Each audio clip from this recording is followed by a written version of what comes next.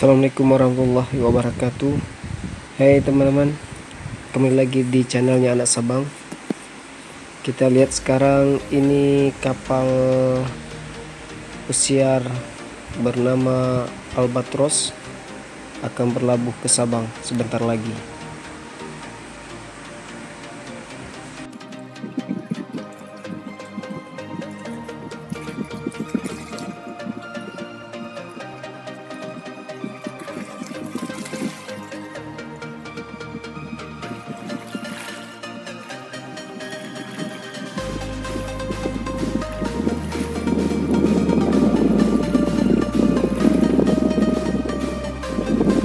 Sabang dalam tahun ini sudah 3 kapal yang singgah ke Sabang. Ini kapal ketiga. Direncanakan tanggal 14 ini akan disinggahi lagi oleh kapal pesiar.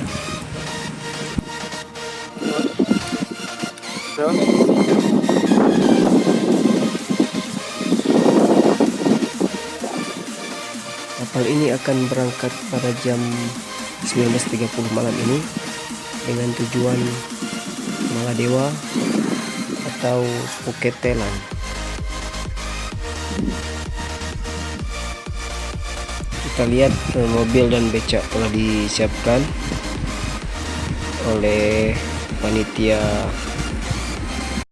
kedatangan kapal pesiar Albatros, dan tinggal menunggu turunnya para wisatawan dari kapal.